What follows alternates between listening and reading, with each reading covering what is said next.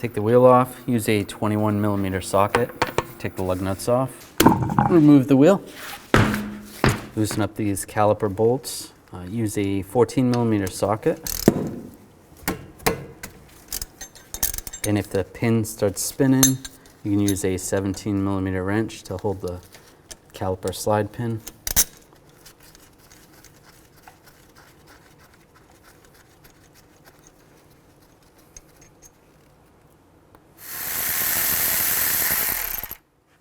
Slide the caliper off, use a brake hanger, and wrap it around the coil spring.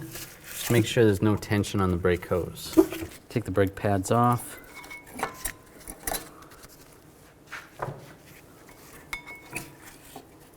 Take these two bolts out, use a 19mm socket.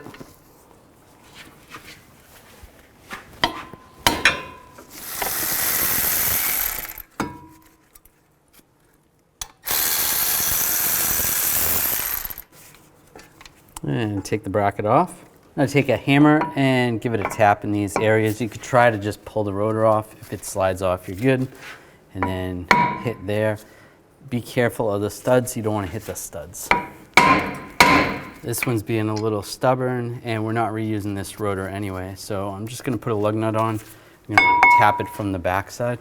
I'm going to take the lug nut off, slide the rotor off.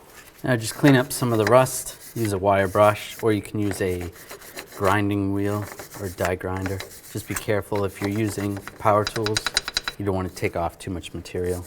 Take some anti-seize and just put a nice thin coat on the hub. Now put the rotor on. If you're getting the rotors that have the slots, you want the slots to be cutting into the pads, kind of the opposite of how you would think. So this one is for the passenger front. The driver's side is going to be the opposite direction.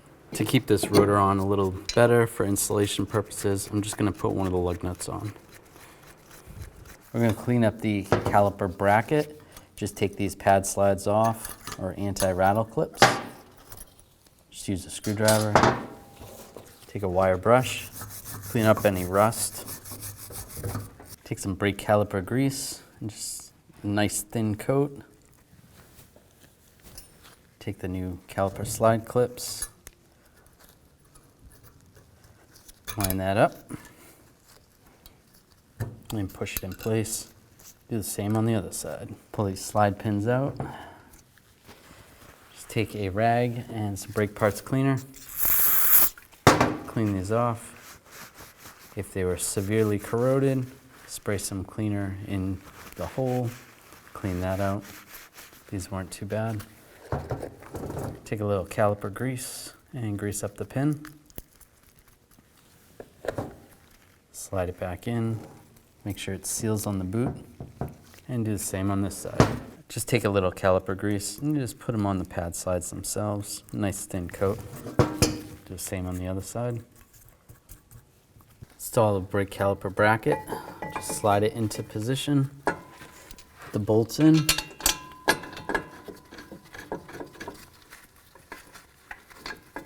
Get those started. Torque these bolts to 120 foot-pounds. Install the brake pads. Make sure this clip is at the top of the brake pad. This one's going on the inside. All right, get those on. Make sure they move. If they're a little too tight, you might have to sand down the bracket a little bit more, but those look good. Now you can take the caliper off the hanger. And we'll compress the caliper. Use a caliper compressing tool.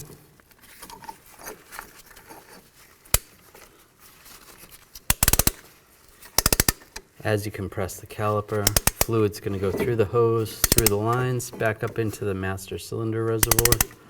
Just go nice and slow. With that compressed, slide it over the brake pads. And get the bolts started. Tighten these bolts to 22 foot-pounds. And if the pin is spinning, either use some pliers or use a 17mm wrench. Put the wheel back on. And the lug nuts. Now we're going to torque the lug nuts to 80 foot-pounds in a cross pattern to tighten the wheel down evenly.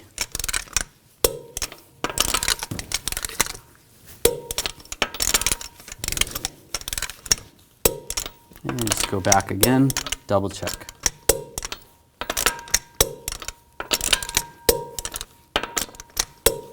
Pump the brake pedal, go nice and slow.